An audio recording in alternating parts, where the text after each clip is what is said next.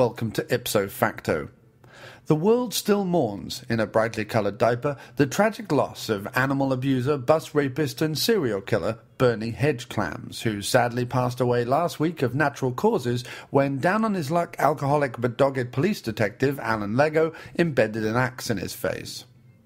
Remembered for his best and most violent work early in his career when he strangled a family of Dutch tourists at a bring-a-jar-of-phlegm party and sit-down pie vigil in Oxford, Massachusetts in 1972, Bernie would go on to be quite the celebrity murderer, meaning he would often murder celebrities, especially ones that he felt had too many teeth. Doing a chat show circuit at the start of the 80s, often performing an audience-pleasing garroting or the odd surprise public disembowelment of a teen idol or chef, Bernie was heard to remark that even in my darkest moments I still find pleasure in my harmonica or, eating dogs. He dabbled ill-advisedly with poetry, released a book of his favourite canine recipes, and even did a workout video which, to this day, remains in the Guinness Book of Records for featuring the most beheadings during a videoed physical exercise demonstration of all time.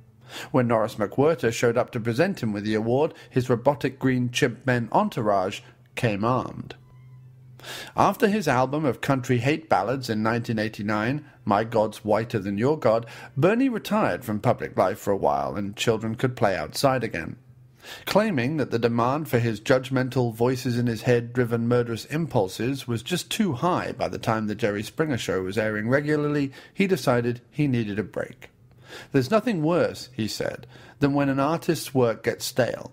Except perhaps when you slip accidentally, severing the genitals of a chloroformed dock worker at 2 in the afternoon, and before they can wake up, it starts to rain.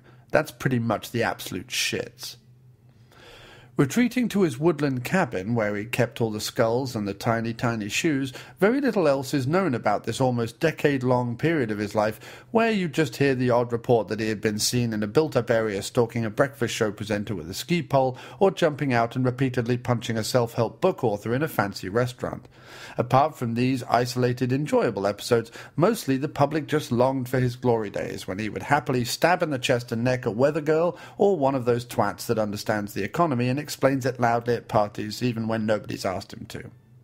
It wouldn't be till 2008 when he emerged, thinner and noticeably older than before, but still covered in feces and blood, to perform a triple homicide in front of some Danish royalty at a charity event in Oslo.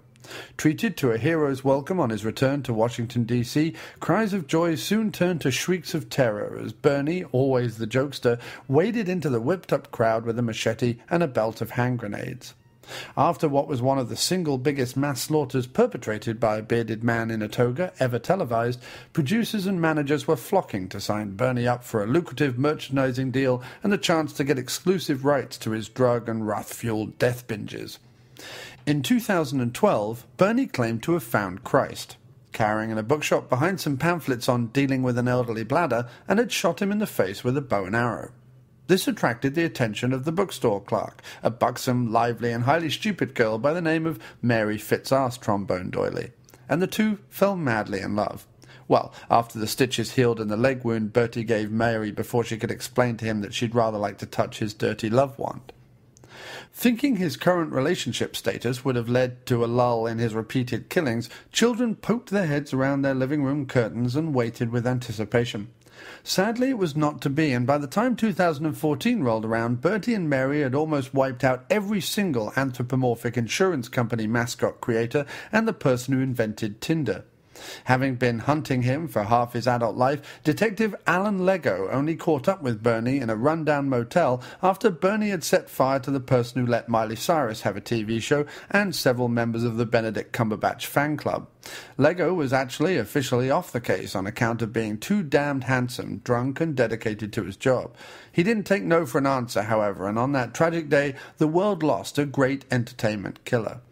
Efforts since last week to develop an Alan Lego talk show have been wildly overreaching, and the best we can hope for from now on is a YouTube video occasionally of Lego's rising despair now his greatest challenge is over. But enough of all that flim-flammery, it's time for the after-movie diner!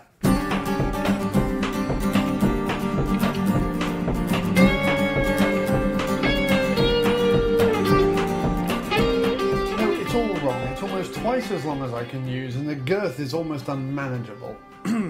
Hello, and welcome to yet another episode of the After Movie Diner. And I'm sorry it's been such a long old time, but we've had all sorts of stuff to do. We've had lovely, wonderful visitors from the UK who have come and joined us. Hello, Amy, Inda. We've also had breakfast with, international directing superstars like Matthew Vaughn to attend, and articles to write, and various other things to do. So I'm sorry that there hasn't been an episode in a long time, and I hope to rectify that over the next coming weeks as we slide down into Christmas Town. A little bit of bad news, though, on our end, is that none of you wrote in to claim your free Best of Moten Media CDs. What happened? Well, I think that maybe I dropped the ball. I didn't advertise it as much. I mean, I make the announcement on the podcast, but maybe I should follow up with, Twitter and Facebook and really push it in your face. So this time, that's what I'm going to do. So please ignore last time. This is the real time. We have several copies of Moten Media's 50 greatest hit songs on a CD, professional CD, to give away. And all you need to do to receive a fantastic CD copy of Moten Media's 50 greatest hits is to write me an email. That's it. Just write me an email. aftermoviediner@gmail.com. All the emails will be read out, and the best email will win the prize. So please, please, please do that. Moten Media is absolutely fantastic. If you don't know what it is, you can check Motern, that's Motern, Media, out on Spotify or iTunes. But basically, it's my good friend Matt Farley from Massachusetts, who's been on the show several times. He made movies such as Don't Let the River Beast Get You and Freaky Farley and other things that we've covered on the show. And I also recently appeared on his podcast, the Moten Media Infomercial Podcast, which you should all go and listen to as well, and can be found on iTunes. So please, go do that. Go listen to his stuff. And please, please, please write us an email at aftermoviediner@gmail.com. Thanks. Oh, the freezer's broke, gotta eat all the ice cream. The freezer's broke, gotta eat all the ice cream. The freezer's broke, gotta eat all the ice cream. Hip, hip, hooray. The freezer's broke, gotta eat all the ice cream. The freezer's broke, gotta eat all the ice cream. The freezer's broke, gotta eat all the ice cream. Hip, hip, hooray. We can't just let it all melt away. We gotta eat all the ice cream today. Hip, hip, hooray. Don't tell anybody that I just unplugged it. Don't tell anybody that I just unplugged it. Don't tell anybody that I just unplugged it. Let them think it's broken. Don't tell anybody that I just unplugged it. Don't tell anybody that I just unplugged it. Don't tell anybody that I just unplugged it. Let them think it's broken. The truth does not have to be spoken until all of that yummy, yummy ice cream is in my tummy. Yeah. Yummy, yummy, yummy. Ice cream in my tummy. So that's just one example of the fantastic 50 greatest hits of Moten Media. I'm sure you agree that is worth being sent to you completely free of charge. So send us an email, aftermoviediner@gmail.com. And now, let's take a walk amongst the Neesons. Ice cream today. Okay, well, hello and welcome to another After Movie Diner, and this week we're sat in the Skylight Diner. Welcome to the Skylight Diner. Welcome to the Skylight Diner. On 34th Street, and I think 8th Avenue, 7th Avenue? Something like that. 8th Avenue. Did we walk east or west? I don't know, but it looks very nice. It does, in terms of appearance, it's a 10 out of 10 for me. Oh, they've got an Anthony Quinn omelette. Jim already likes the name of the omelettes. We've got wonderful black and white pictures of old New York, and we've sat under one where they're building a skyscraper, and two men in black tie and way to get up are serving two construction workers what looks like a very fancy meal. Over, what is that? Is it the Empire State? I've no idea, but they're hanging on what appears to be just a beam. That looks scary. That's scary just to look at. There's lots of black and white. It's some nice contrast with a hint of blue. Everything is black, white, blue, or grey. It's a lovely, It is, yeah. lovely old Art Deco looking place with a little bit of 50s thrown in for good measure. We've got a neon clock, which I'm very happy with and impressed with. And I'm going to have the special tonight, which is chicken pot pie. I'm thinking about the cheddar and broccoli. He's still thinking about the cheddar and broccoli. Yeah, I think I'm going to get the cheddar and broccoli on that. Nice call, Chief. Nice call. That was nicely easy made. And we just went and saw A Walk Among The Tombstones. Yes, indeed. And I am sat here with my erstwhile movie and diner companion, Mr. James Wallace. Thank you for having me. Last time you will have heard us probably would have been the Calvary episode. Calvary, yes. Which weirdly enough went up today, the day that we're recording this. So Walk Among the Tombstones with Mr. Neeson, because it is Neeson season. That's what it is. Yes, I would say it could be summed up in the phrase much better than Calvary. Yes, much better than Calvary. I mean, in terms of what Neeson has been doing, film-wise, it's sort of not in the action stakes at all, but in the quality stakes, it is up there with Taken. It reminds me of... Yes, absolutely, but... Because Taken 2, Unknown, The Grey... Actually, I quite liked The Grey. I liked Non-Stop. I did like Non-Stop too. I liked Non-Stop and I liked The Grey. Okay, well, for me... Fine. It's Taken, Tombstones, and Non-Stop in that order, in terms of like top 3 recent hard man Neeson roles. I'd probably have to go with Tombstones. As number 1? Yeah. Oh wow. Taken. Above Taken, eh? Well, Taken was a great. Don't get me wrong. Taken was a great film, but in the same way that. No, because no, that doesn't. But I was going to say, in the same way that another Jason Statham film I prefer to The Transporter. The Transporter's like Statham film. But I think Tombstones is a better film, even though it's less fun than Taken. Like Taken, I enjoyed so much. Right. Oh no. When Taken was done, I was like, that's just enough for me. It was like a perfectly filling meal. Right. But just like I said to you after we walked out of Tombstones, I could watch that again right now. Right. I felt like there was so much more to it. Yes. Than I'd even seen. It was. I walked out of Tombstone, and even while I was sat there, first of all, the highest compliment I can pay is that while I was sat there, I was thinking, what am I going to say about this movie? And then I was thinking, I'm really into this movie. I'm not even thinking about what I'm going to say about this movie. It was a total. It was what I love. It was a total immersive experience. This could go on for another 5 hours. Wouldn't bother me at all. I really could. I was almost disappointed, just from a viewing spectacle, that there weren't. I don't know, that there weren't like more deaths and killings, and because I could have watched him trail that around. Right. I don't mean like in the future. I mean in the past. Right. Like more investigating for him to do. Sure. Do you know what I mean? I could have watched him walk through 90s New York, like picking up like dirty bits of history. Right. For hours and hours. I could have followed him around just doing that. Yeah. You know what I mean? It was an exemplary film because it was well written, it was well directed, it was well acted. And off the top of my head, I can't think of a criticism of it. Some of the dialogue for the kid was a little... No, it was a little cliche, a little on the nose, a little... You know what I mean? Also, the only other thing I could say is that constant referencing to Y2K didn't really pay off as anything. It was just... No, I did actually... I would say, on that particular point, one of the things I liked about the Y2K thing, and more what I was talking about outside, right at the end of the movie, and it's okay, I'm not giving anything away, and in fact I think it's of value to know this before you watch it. Right at the end of the movie, the camera like pans up and there's all these buildings like towering above like this Let the Park thing.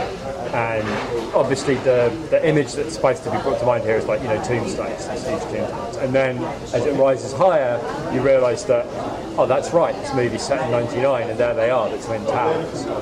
And there's this like ever so slight thing of like, the world's always been like a fucked up, crazy place with no explanations and just full of people trying to make their way and trying to make sense of it. And I think the Y2K thing was like a really, because the trouble is, right, it's not that you're making a film in the 70s where you can give him like massive mutton chops and flares and there you are, you're in a slightly different place and time. In the 90s, like, except for the absence of cell phones, sort of New York basically looks the same in this movie anyway, right? I mean, a little grimier, a little grubbier, a lot less like shining glass buildings. It's more, you know, alleyways. Yeah, no, but all the technology we have now exists then, just in a clunkier, crappier, right, slower, bigger way. I think the Y2K thing was like a shortcut to saying, do you, like, this wasn't that long ago, but do you remember when, like, they're living in this world where, like, all this, the guy says at one point, you know, people are afraid of all the wrong things. It seems so incongruous, especially with that shot of the Twin Towers at the end, that people are running around and worrying about Y2K, and, you know, and when that was really a thing, and it was in all the newspapers and people were scared of it, and meanwhile these things in this movie are being done. And also we have to know that only 2 years away it's this like huge, devastating, world-altering event, and all anybody's worrying about is like, will the computers still be?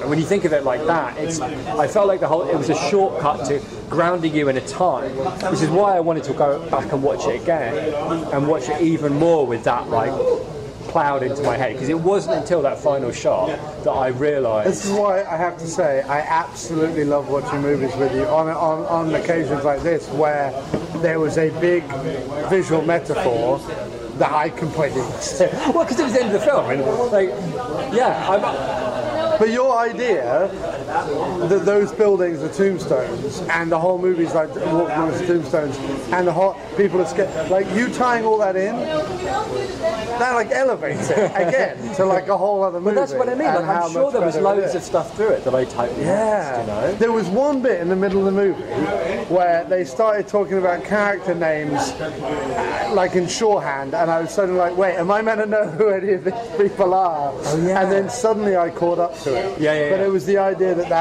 there is one of the victims, there is something we find out about one of the victims that is unexpected. Yeah. And for a moment I lost who they were talking about, but I picked it back up again. Yeah, I think it was because, again, this is another reason why we want to go back and see it again. One of the things that happens... yes. Oh, hey. Hi.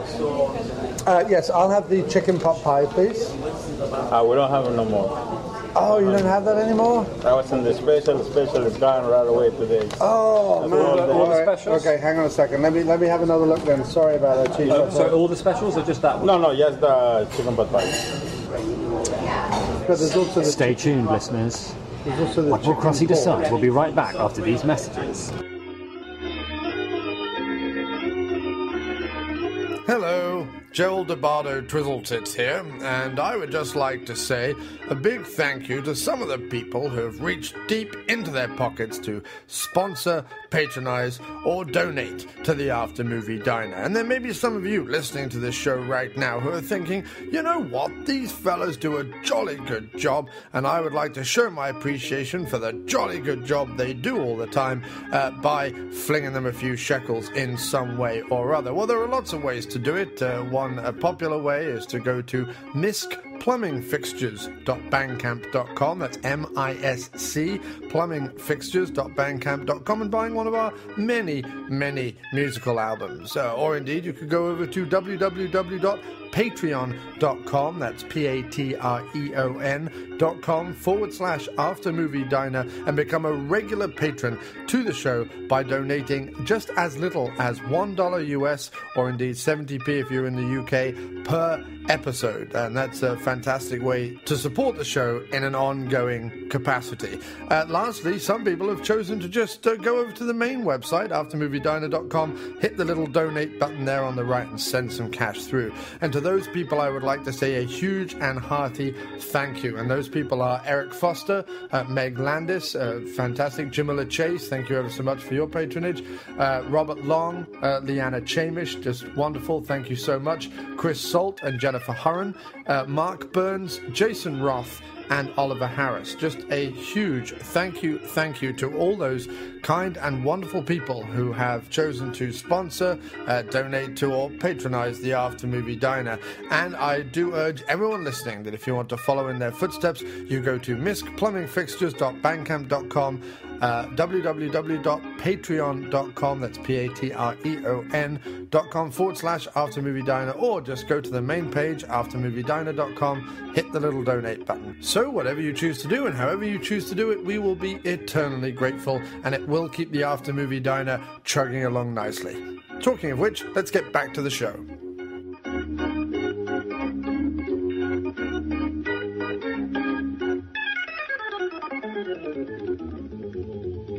So to report why shit-ache mushrooms. Shiitake, not shit-ache.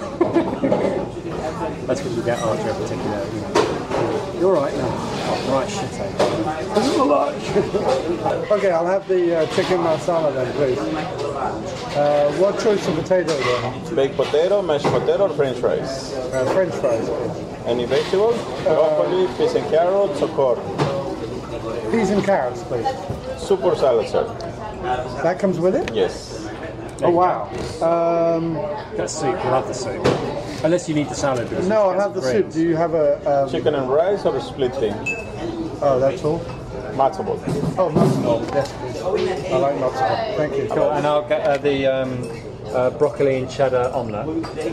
No potatoes, but with no potatoes at all, but whole wheat toast. No potatoes, eh? Yeah. Okay.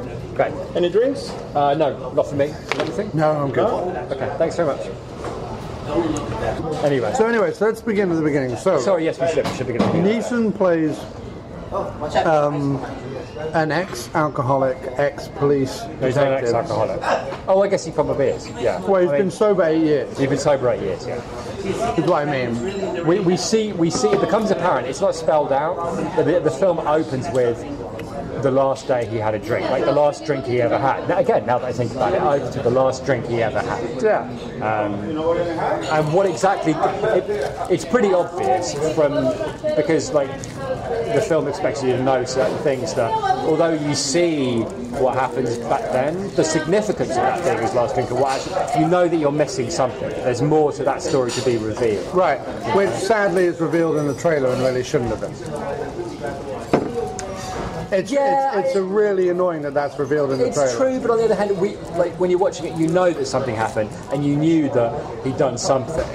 And if you but the problem with it being in the trailer is that it would allow you to, if you watch that not knowing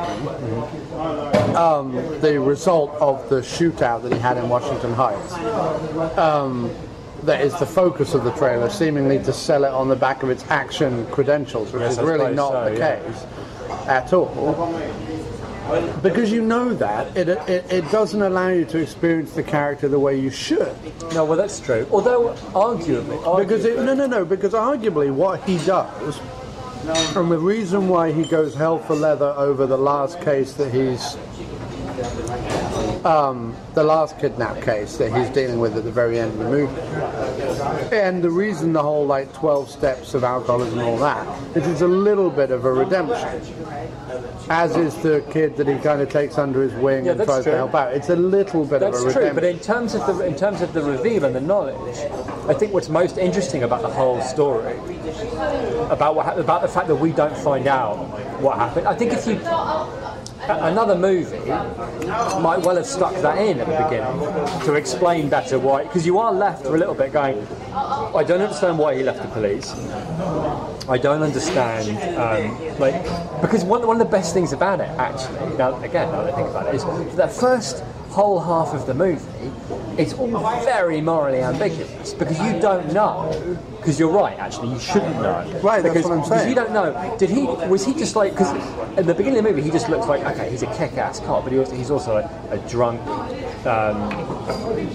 clearly slightly out of control arsehole. So you don't know if and he's an unlicensed private investigator. Like sometimes I do favours. He's thinking, so is he just like a corrupt, no good? He was kicked out for being a no good drunk.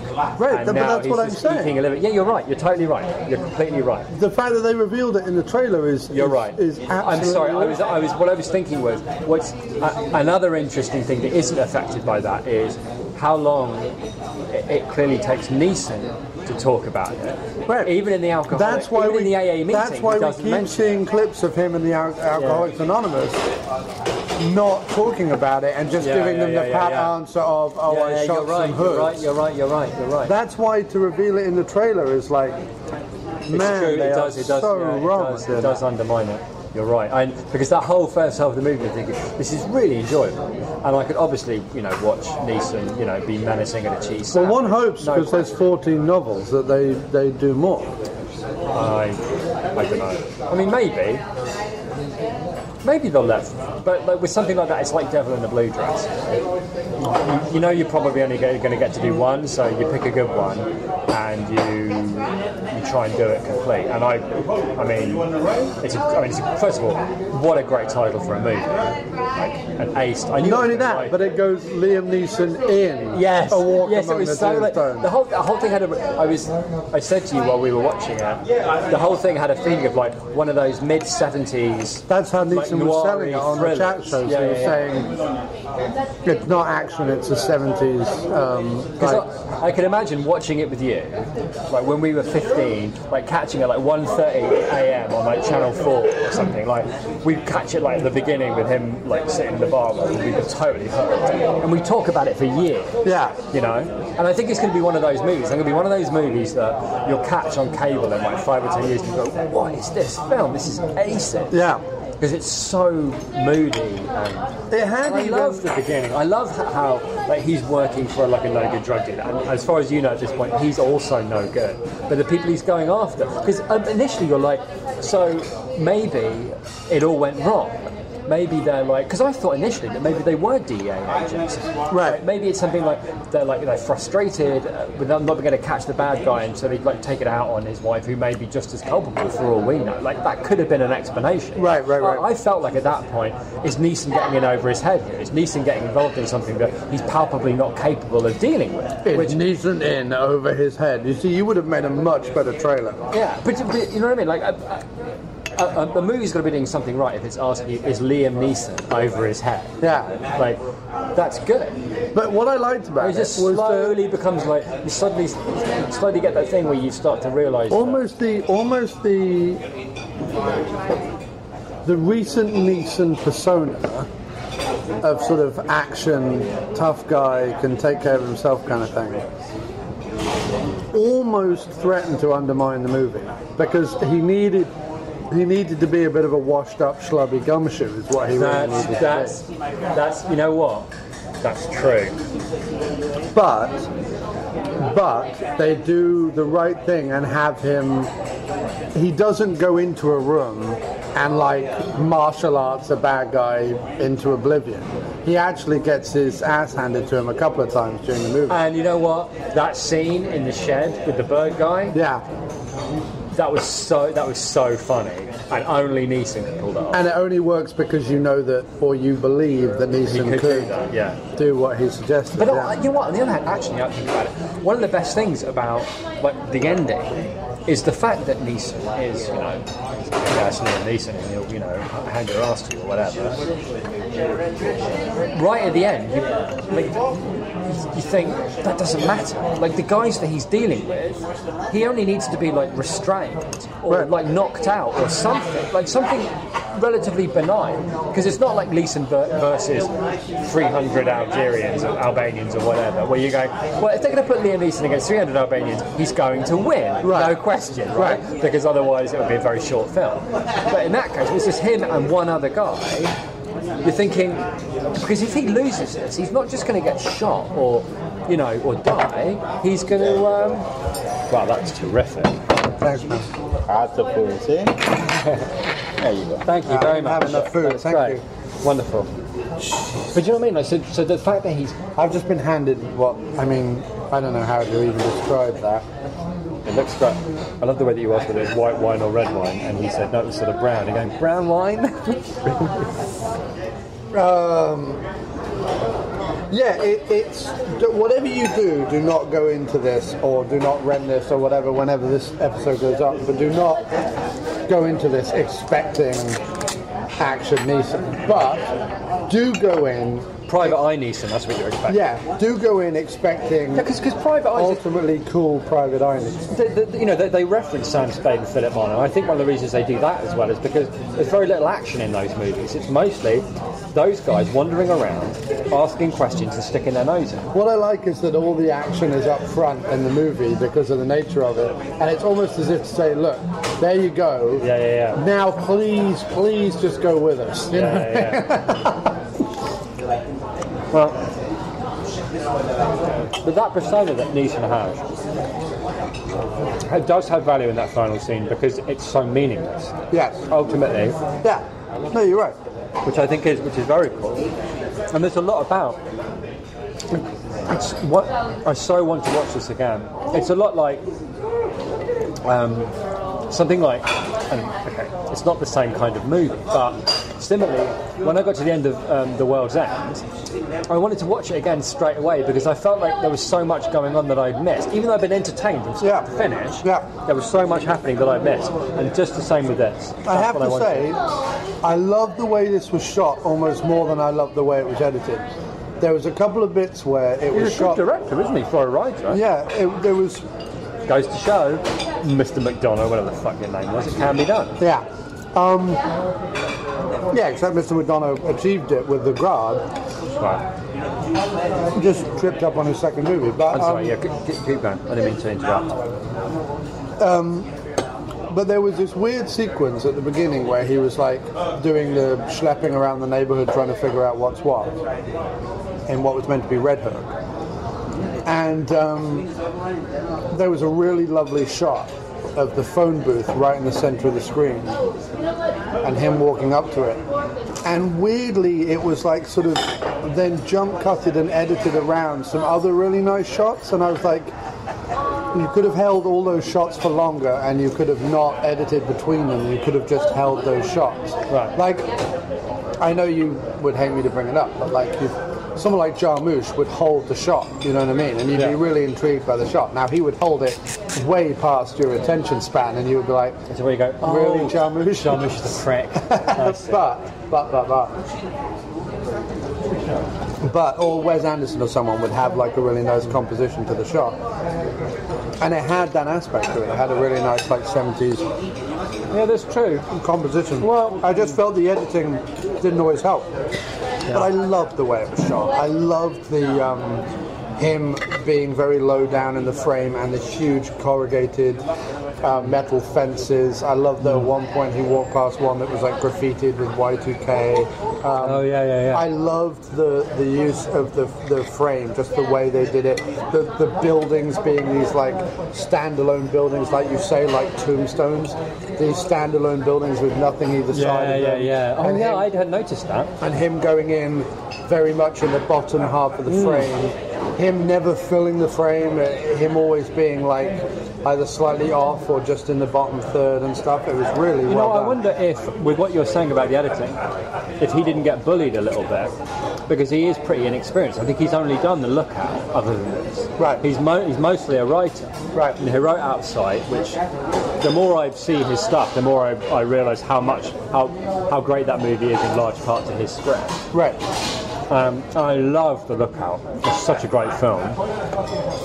And I wonder if, with his inexperience and using Liam Neeson, and reportedly he has been trying to get the film made for a long time, but it kept falling through. And so he eventually decided to direct it himself. What's it like, by the way? Really nice. Really nice. So I wonder if in the editing room he didn't get bullied by somebody more experienced than him to doing it a certain way. Is that possible, do you think? Yeah, quite possible. Or he went for something stylistic that didn't quite pan out. That's possible. I imagine he would be worried about it being too slow, but honestly, you're right. I actually could have used it to be a little slower. It was really only that sequence. All the other sequences were fine.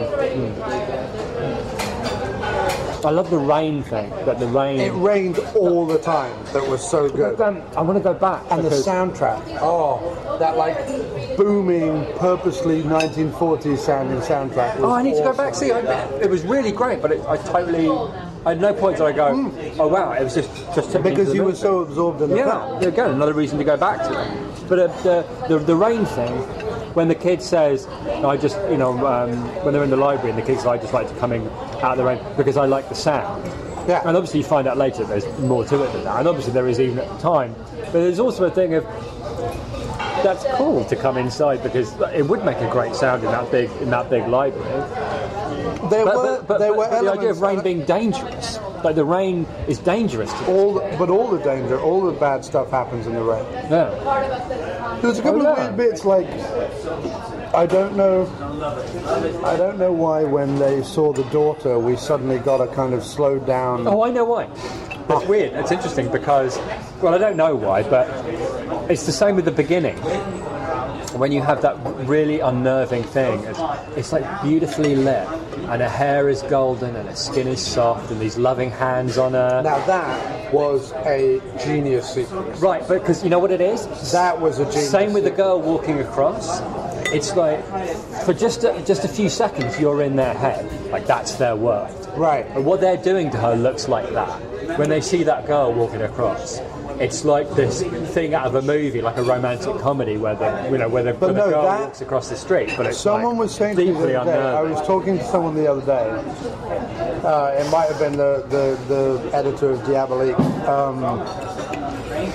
which I need to tell you about after the show's finished. Right. But he was saying, like, you don't get those shots anymore, those, like, well-composed, like, interesting shots, and I forget the examples we were talking about. But this movie was filled with them. Almost like cinematic heroin. Like, I was like, oh, I've missed this. Like, this is what I've wanted. Yeah. And the sequence, which, like you say, you don't know if the woman's sleeping, then you don't know if there's someone's Is she making giving love. birth? Is it a hospital? They're making love. Well, no. But there's enough like. But then there was two guys, really horrible, weird shots in there. And then till the end, to pan down to her mouth to reveal that her mouth is taped, you were just like, I know. It's proper like hit you in the gut. and it's over the title sequence, and like her character doesn't crop up until later in the movie. You don't know what it is, but it's such a beautifully put together thing, because at the beginning of the sequence, because I thought halfway through the sequence, I was like, she's going to be a cadaver, and the hand we see is going to be the hand of like a mortician or whatever. Right. But that wasn't the case, because then you saw her cry, and I was like, okay. And then you saw two guys, and I was like, what the hell is this? And then you saw that her mouth was taped. It was like, it was so well done. And that is But that's the something- connection to the Little Red Riding Hood thing, which is this whole like it was almost like a Wes Anderson sequence, like her walking across with that Right. like old '60s Donovan sound playing. Yeah. And it's like to these guys, what's happening now is they're having like a Wes Anderson spiritual awakening to this beauty, even though what they're actually looking at is the daughter of a drug dealer who they plan to like cut up into pieces. But to them, that's what it looks like, you know? The opening of the film is very strange and unnerving. And just well thought out. yeah, totally different to the opening of which is very, dingy and 70s and gritty and action. The And all of opening a is sudden- it's 1991. Yeah. And then you have this other sequence that's over the titles that doesn't seem to have anything to do with anything, except it's this deeply unnerving sequence where it's all light and golden It's a hair montage. and golden skin, and in between like these beautiful shots in the montage are like really unnerving shots. You know what's happening? She's giving birth. They're making love. What's going on? And the more it goes on, the more unnerving shots happen. I never thought birth. That's really weird. I thought as well. birth because I thought hospital. Right, because of all the white. Because of all the white and the white sheets as I well. thought maybe it was his wife and he was coming home to her. That's what I thought it was. Yeah, and it could have been, and that would be the convention in a Liam Neeson movie. They'd be like, I lost my wife when I shot the three guys. Right. You know. and there would have been a shot, and then right at the end, she would have forgiven him as a ghost or something mad. But in this case, it was something else entirely, and very unnerving, and instantly set you up to this idea of that there's something wrong here. There's something wrong. But it was done in montage and done really cleverly, so that as the audience member, you were taken on a journey you were completely unaware you were about to be taken on. Yeah. But it was so well done. It was really, really well done. And just like the little Red Riding Hood sequence, the only time I think, although again, I'd like to go back, because there's an idea of the world seen through the eyes of these two guys, right? Which is pretty rare for those kind of movies, and you don't find out really who they are, and you don't find out why they did it. There's no easy explanations, and one of the best things about that ending, the way that it ends, is that Neeson knows, as an alcoholic, very well that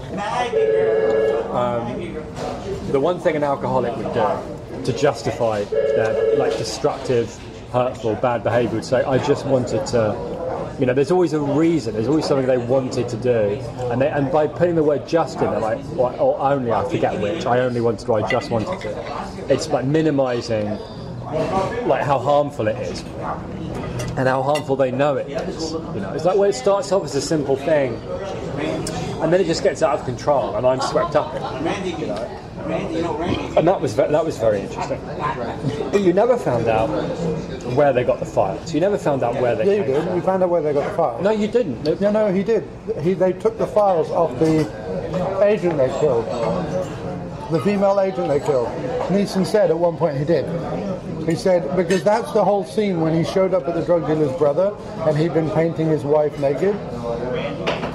No. They're not connected. No, they were. That's why the brother, before the brother died, almost revealed that he was the thing that led them. Yeah, to the J.E.A., right? No. He was the thing that led them. Right. The two killers to his wife indirectly. Yeah, but we don't know how. Oh, I see. What I'm saying is, the J.E.A. agent, the female one that we never meet, but she gets killed. The one he looks up in the newspaper. Right. The Hispanic one. Right.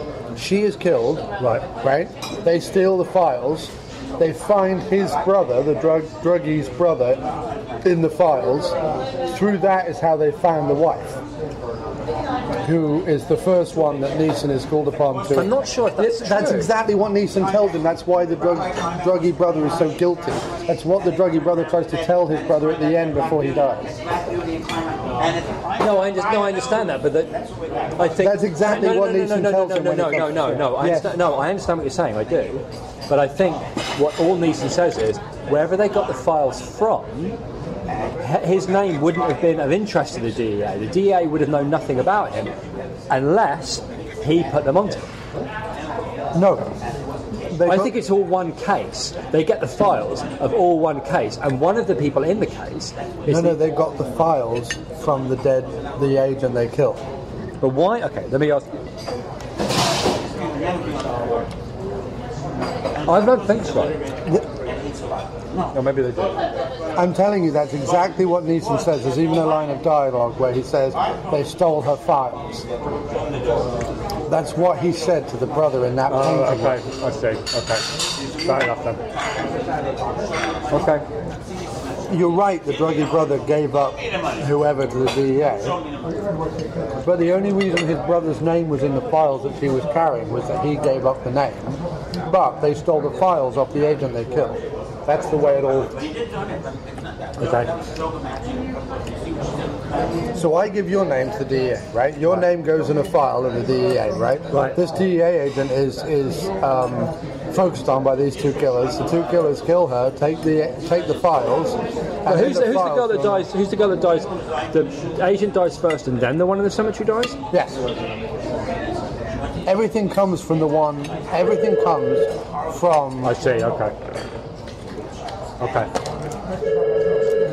The agent is the one that he's looking up on the microfiche at the library. At the microfiche. That's what they're called. Really?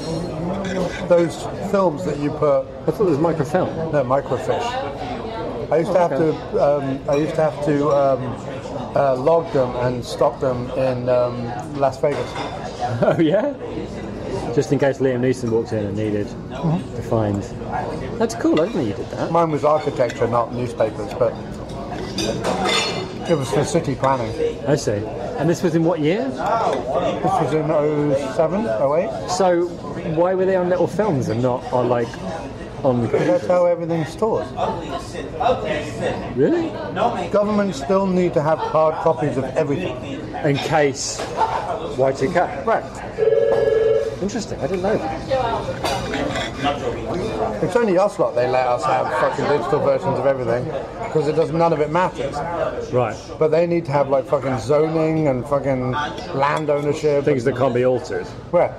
That makes sense. I hadn't really thought of it like that. And it was all down to me. Well, look at you, saving civilization. Thanks so much. I used to scan the maps Yeah. into the computer and they would produce a microfiche from it and I would have to scroll through the microfiche and check everything was okay and then put it in a little So the box. fate of Las Vegas was in your hand? North Las Vegas, yeah. Wow. How's North Las Vegas doing these days? Not very good, not very good. Is there some connection, do we think? Yeah, probably. It wasn't doing very good when I showed up either. Oh, right, fair. It had aspects of...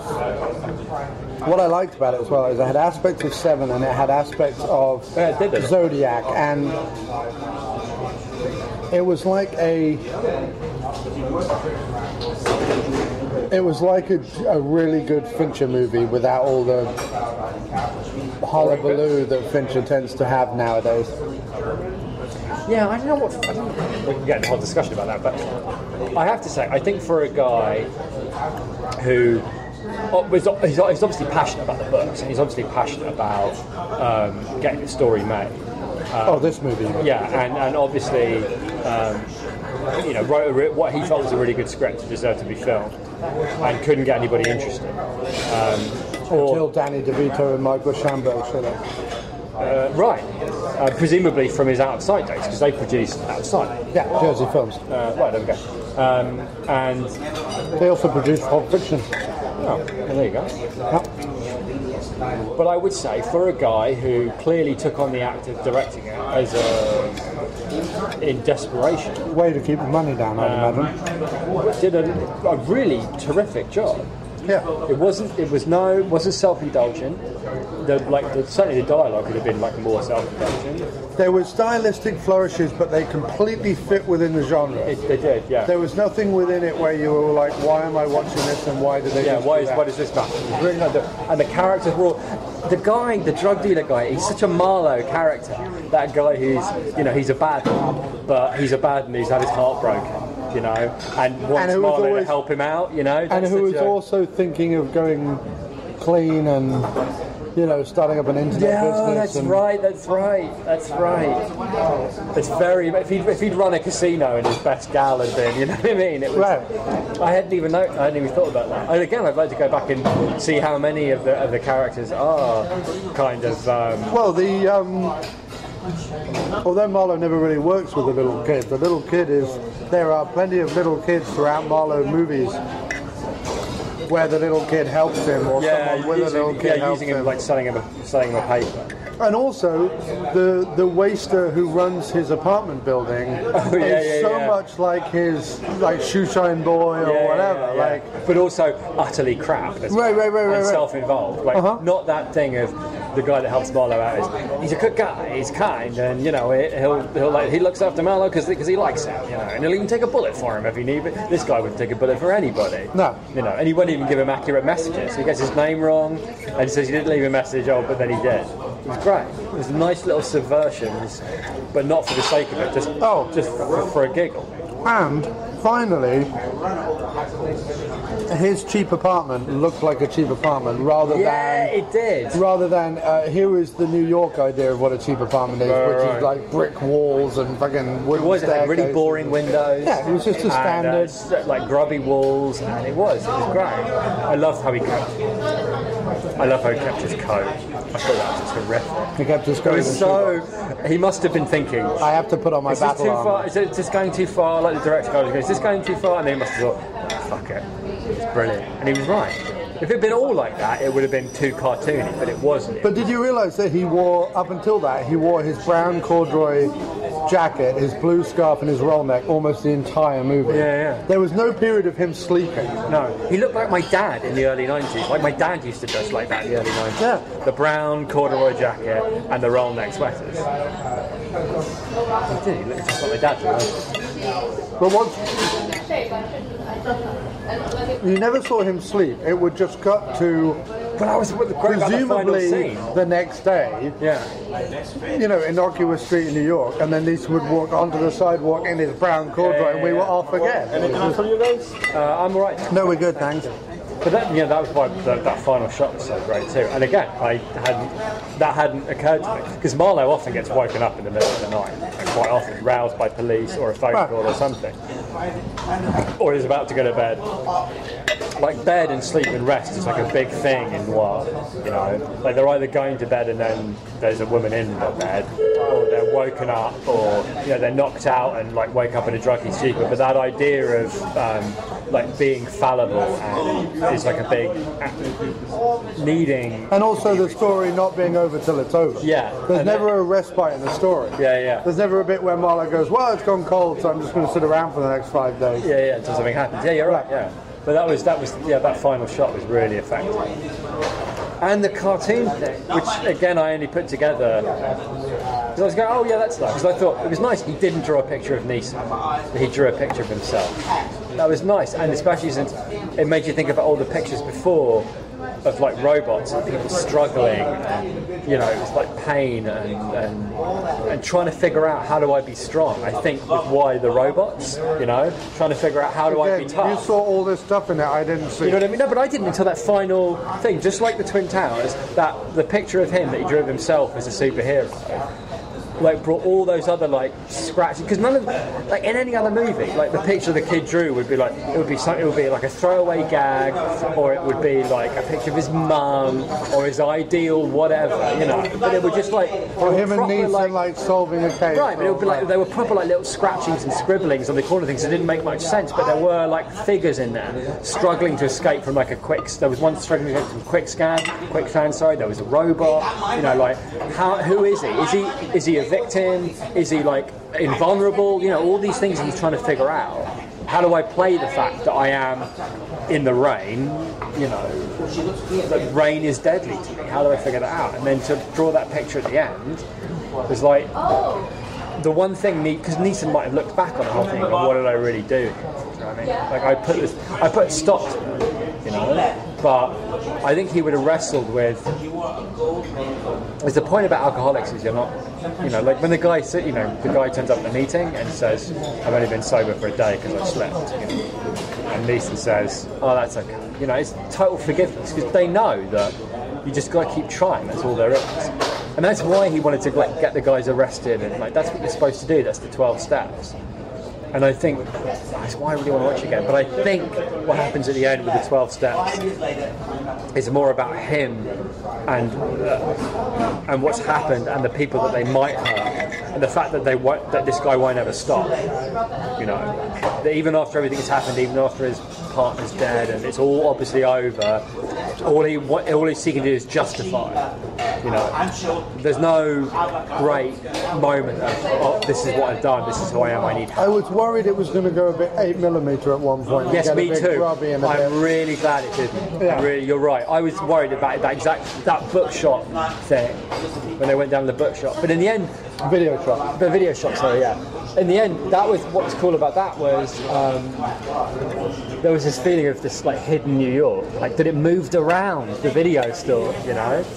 They need to know you before they'll let you in. What the fuck is in this video store? And this whole hidden under this hidden New York. Yeah. Which again, I guess has significance. And the fact that it's like video stores and not. It's why you can't. It's why you can't do a decent detective story these days. No, that's true. But it's what annoyed me about The Girl with the Dragon Tattoo. The redo was that it literally was Daniel Craig on the internet. I'm like, well, yeah. One day someone's gonna. they cannot figure out how to make computers exciting. No, because they're not. Yeah, it's a big problem for Hollywood. But I'm sorry, I just wanted to tie very quickly the underground bookstore thing to what you saw with the Neeson always being at the bottom of the frame, and everything's always towering above him, and he's always going in on the ground, like underneath it. You know what I mean? He's always underneath stuff. It's interesting. There's so much going on there. Like I said, I just want to watch it from start to finish all over. The only time he towered really over anyone was at that beginning montage where he was getting all the bits of information from the neighborhood people, and there was that informant down in a garbage stairwell. Oh yeah. And he was kind of towering over him, but I mean, I don't know that there's any significance to that. I'm just saying that was just to speed the movie. Again, I think that would probably be, if you were going to really look into it, that bit is probably there's all sorts of bits of New York. I think him coming up from underneath, and he's like a good guy, and he saw things, and he's just doing a job. It's not all not everything underneath the surface is bad. No, it's just things are happening that you don't know about necessarily. And whatever this guy was doing down there, whoever was shopping in the shop didn't know anything about it. So it's not bad. Like the guy making the bread, at night. There's all these things happening in New York that you don't know anything about, and some of them are fucking awful, and some of them are just people making bread to get by, or painting pictures. There's all these things happening in dark rooms and underneath, and people don't know anything about. And even the stuff that's right in front of him, he doesn't buy. I mean, he walks in and goes, "Yes, you've got a nice house here. So what are you, a drug dealer?" Do you know what I mean? He doesn't. "I'm in construction." Sure you are. None of it is face value to it. It's always there's always the thing that's happening behind the thing that we see, because he knows that that's what people care. Yeah. It's such an interesting film. Really good, really well written, really well done. It makes me want to go and watch The Lookout again, just because I remembered really enjoying it. I have The Lookout somewhere, I think. I think it's on one of those 4-disc. Oh, like Joseph Gordon-Levitt. Miramax. No, I think it's a Miramax thing, and The Lookout is just thrown on there as a side thing. I really like that film. I'd like to see that again, because I think I caught it on TV one night when I was first over in New York, and I think I watched the middle half an hour of it, and having seen it before, I was again totally hooked. And I haven't seen the beginning or the end of it since that little point. I'd love to see it again, because he's obviously a very talented guy. And I could easily watch. Do you want to know what's funny? Is that the summer went by, and I saw a bunch of the big releases. Guardians of the Galaxy, Expendables 3, blah blah blah blah blah. Captain America, by the way, I'm with you. I was not impressed. What, Winter Soldier? Winter Soldier was not impressed. It's fine up until about halfway through, and then it becomes about I have to replace microchips in. What about the Serenity ending that makes no sense, because without a Black Widow's backstory, what she does at the end has no weight. That's the real major problem. What does she do at the end? The Serenity ending at the end of Captain America Winter Soldier is that she releases all of S.H.I.E.L.D.'s computer files, including her own history, in order to shame him, which is exactly what happens at the end of Serenity. He releases everything about the Alliance to the world, right? Right. Which is you can't get at me anymore. Which is exactly what happens at the end of Captain America Winter Soldier. Yeah, that's true. But it holds no weight, because there's no build-up as to what it does. is. No, you're right. The only time it has weight is there were things about it that I liked. I liked the going on the run thing. I loved Robert Redford as the bad guy. And me and Teresa were trying to think. We don't think Robert Redford's ever been a bad guy. We can't think of a single movie where he was a bad guy. I'll have to think. We can have a think about it, but I liked that because he's so always we did watch All Is Lost, by the way, and that was terrific. That was a great film. It is? Yes, it's really Him on the good. boat? Yes, it's really good. Okay. Yeah. I loved it. I thought it was great. Okay. And when you watch it, people, I think people got arsy about the ending. They felt it was too Deus Ex Machina. right? But Yeah, I don't know what that means. I pretend to know what that means, but I really don't know what it means. It's a way that Greeks used to end plays, and Shakespeare used to end plays as well, which is like you create a whole big mess, and then literally God walks in and sorts it out. Right. You went, okay. That's like, it's the laziest ending to a film ever. Right. You don't have to tie anything up. God just walks in and goes, right, you marry her, you marry him, stop fighting, the end. Let's all have a big party. Like that's how Shakespeare. I may be getting that wrong, but that's basically what it means. It means God out of the machine. It means God walks out and sorts everything out, and it's like it pisses you off because it's unearned. But in the movie, people misunderstood people misunderstand the nature of huge tankers and ships, and so I'm not going to give it away actually, but just keep that in your mind when the ending happens. People misunderstand the nature of big ships, specifically how much time it takes them to stop, which is usually about a day and a half. So anyway, but watch it. Truthfully, it was really, really great. Even though it's not there's no dialogue, like there's a few bits here and there of like him shouting at things, but we loved it, and he's so gnarled. You know what I mean? And his hands, it's great. Watch it. Okay. It's on Netflix. Okay. But Walk Among the Tombstones, go see it, go see it, go see it, go see it. Yes. Go see it, and then go see it again. Yeah. You know, if you're the kind of person that saw Avatar twice, what's wrong with you? Yeah. Go and watch Walk Among the Tombstones. No, but my point was... It makes me want to buy the books. It does make me want to see Liam Neeson in it, like adaptations of every single one of those books. Yeah. All directed by Scott. Well, for example, like, nobody thought Jack Reacher would swing, and everyone loves it. And, like, even beyond the fact that he doesn't look like Jack Reacher and blah, blah, blah, they are making more of them, yeah, people really like the fact that it was just a good old-fashioned thriller, throw in a little bit of action here and there, but basically it did its job. And there are too few movies like that. And if Neeson and Cruise can get them made, then so much the better. I agree.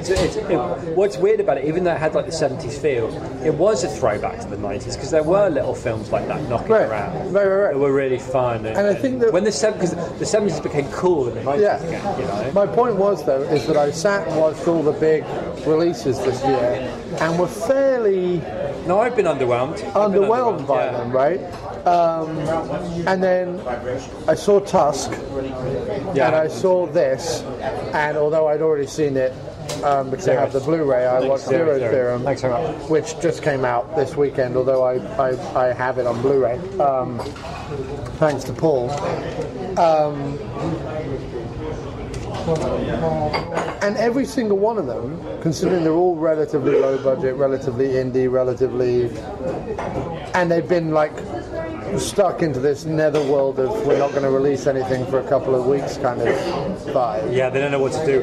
The truth is, they don't know what to do with like autumn mid-budget movies that are like 8-9 million. They don't know what to do with them. They can't push them as. And like, they big all blockbusters. have been more interesting, more impressive, more enjoyable, and generally more of what they should be doing than any of the big budget movies. And I include Guardians of the Galaxy in that, which everyone went loopy over, and I was like, it's fine, but it's not.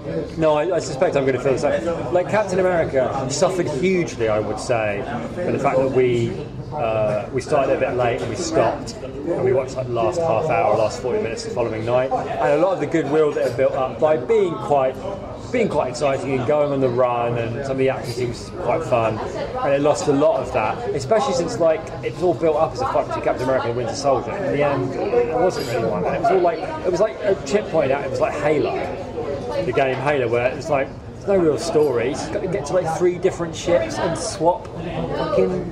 But how was that a film anyway? Right.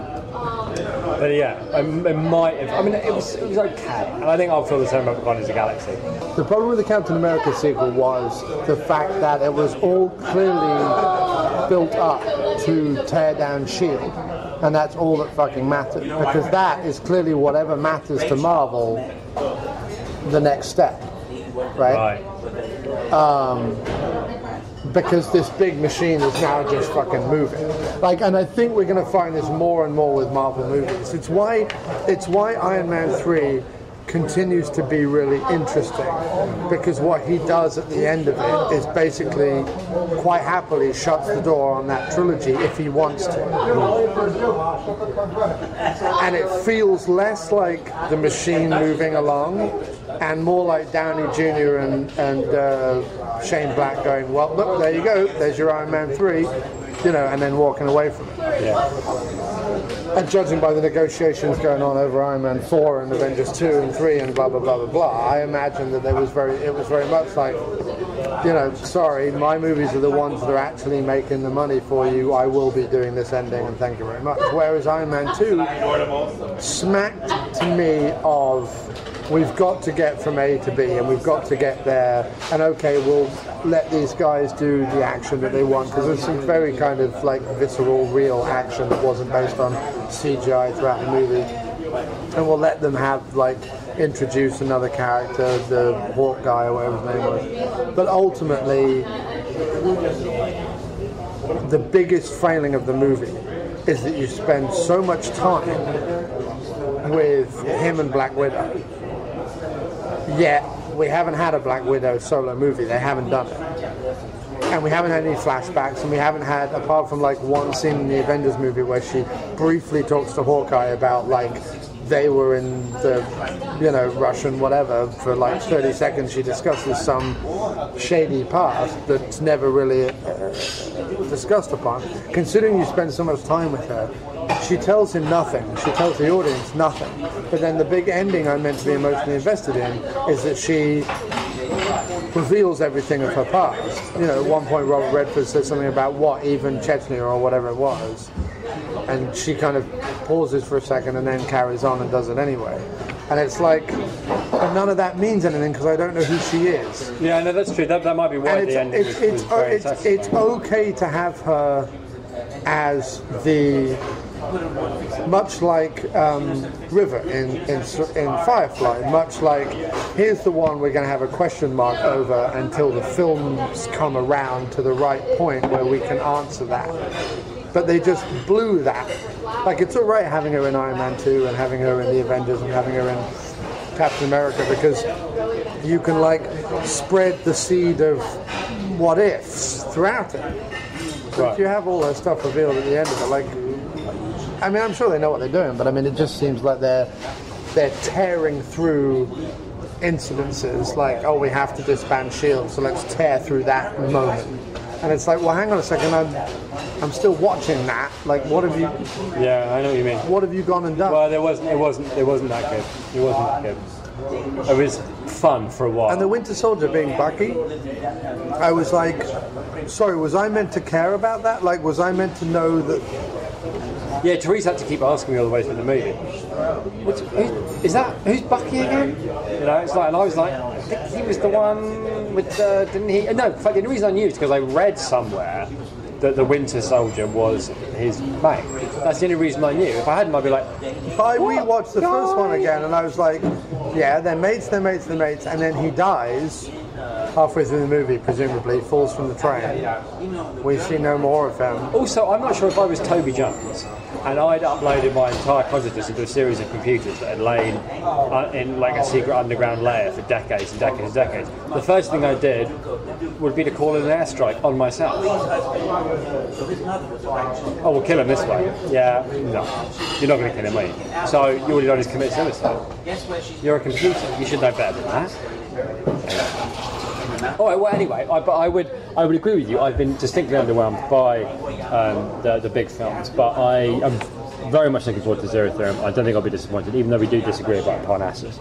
It's nothing like Parnassus. But I think I'm going to really. It's nothing like Parnassus, because Parnassus was him and Charles McEwan going, oh, let's write a Gillian film like we used to back in the day. They're both old guys and they don't really know what it means anymore.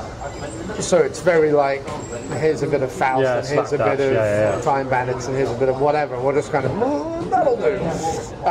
And there's stuff to get out of it if you want to get something out of it, but ultimately it's a very weak retelling of the Faust story. With a kind of really odd, ambiguous throat thing that doesn't quite make a lot of sense. Anyway, I still don't understand the end of Parnassus, but the Zero Theorem is a script by an actual mathematician, or like by a maths lecturer or something. Which, yeah, Gilliam's put maybe one too many fingerprints on, but it still holds it together. It's still a fairly... He does. The thing is, like, still my favourite Gilliam film up to this point is The Fisher King, and that's somebody else's script. Yeah, and that's one that he didn't put too many fingerprints. Yeah, but the ones that he does are like perfectly placed. Like they make all the Red Knight stuff, all that. You know, it all works really, really well. Right. I would argue that maybe in his joy of designing a world in the Zero Theorem, that maybe he loses some of the sharper edges of satire that could have been brought out of that script by another direction. But apart from that, it's a worthwhile entry. It needs to be said. Okay, well I do really want to see it. But anyway, I would definitely say that is the best film I've seen at the cinema for a long old time, I think. Yeah, I mean, I keep seeing these movies where I'm like, if you went in any other kind of mood, if your mood was either like, not you personally, but people in general, if your mood was like 5 points one way or 5 points the other way, a delicate movie like that could fall, could falter. Yeah. Whereas, for whatever reason, I keep going in and being in just the right mood for these movies. Yeah, that's true. Like when I went into Tusk, I totally understand why people came out from Tusk, and 50% of the people have been like, it's fucking awful, like it's an inside joke, it's a Stoner's podcaster joke that's just been writ large. And I know other people who have gone, wow, that was like really interesting and different, and that's what indie movies should be, and blah, blah, blah, blah, blah. And I totally understand why these movies are having that reaction. Because if you went into Tusk and your attitude was even 5 points either way from the mood that you should totally be in to see that movie, it really could fall apart. It's like, what is it, the cooking thing, like baking a flan or whatever, where like one temperature either way and it can collapse and ruin the pastry or whatever it is. There are these movies that are quite delicate because they're not dealing with, well, here's a Star-Lord and here's a green alien and here's a spaceship and we're blowing this up and blah, that's blah, blah, another blah, reason why that opening sequence, the title sequence in Walk Among The Tombstones, is so effective, I think. Because if it had started with Neeson, flashback Neeson doing his flashback thing, and then if it had cut to like modern day Neeson being a bit grizzled and grumpy and whatever, you'd have been like, okay, so this is the movie and I'm going to get on board with it or I'm not.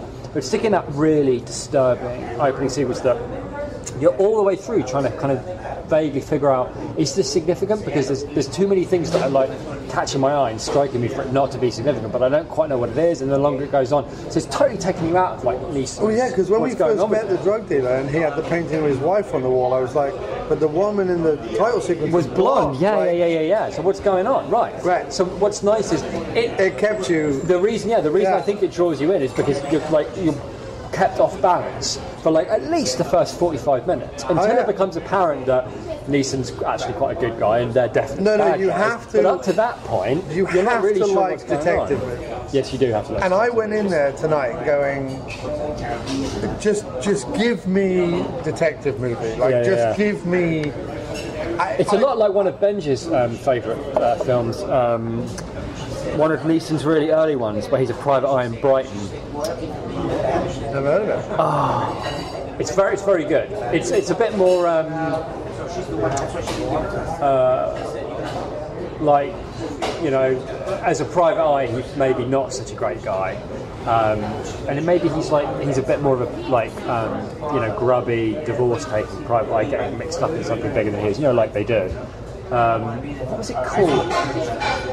Benj or not? I'll ask Benj, but it's very early Neeson. It's like maybe even early 90s, and it's a British film. He's like a private detective in Brighton.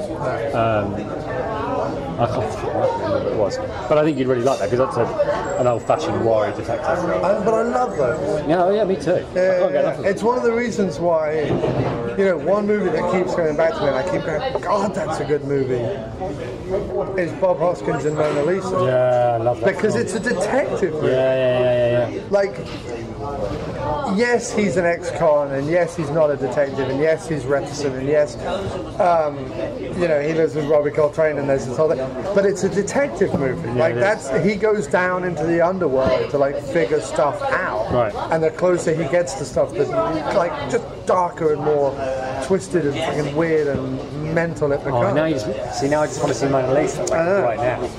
Oh, that's my favourite Bob Hoskins movie. I really liked Mona Lisa. Yeah. So yeah, I mean, there's anything that evokes that kind of feeling for me. Yeah, I agree. I like. Yeah.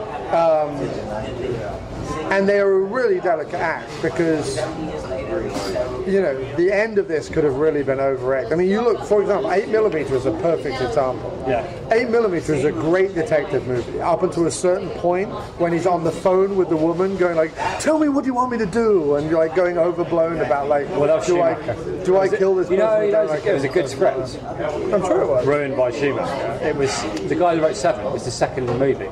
Right. Andrew Kevin Walker. Yeah, he wrote 8mm, and proportionally the ending of 8mm was like amazing, like in the script. I can't exactly remember what happens, but the guy never takes his mask off for a start, which he does in the movie. And he's like, "Oh, you're expecting me to look like a monster?" You go, "That's not clever." In the film, he never takes it off, and I think the detective ends up like killing him, and there's a whole blurring between like him and the guy and what's acceptable and what isn't.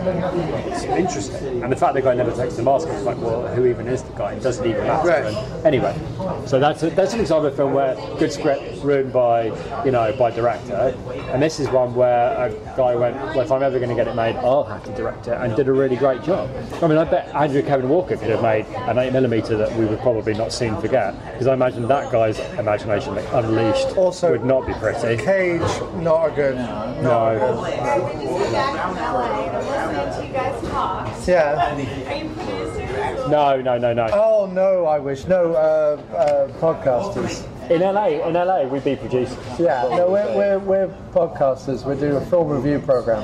Yeah, we do a film review podcast. It's called the After Movie Diner. So we go see a movie, and then we go to a diner, and then we talk about the film. Yeah, and that's what we do. That's so our that's thing. what we do. And I don't know if you heard, but the fun way that episode actually ended was a lady from another booth leaned over and asked if we were film producers, which was fantastic, because clearly we sounded like we knew what we were talking about, even though we probably don't. Anyway, I hope you enjoyed that episode of the After Movie Diner. Here's some music. Have a good night.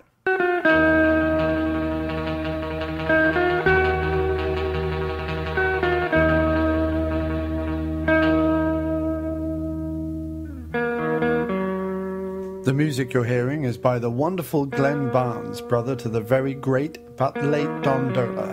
And just wanted to play this to you because it's unbelievably amazing and was given to me personally by Glenn in the Fiend basement.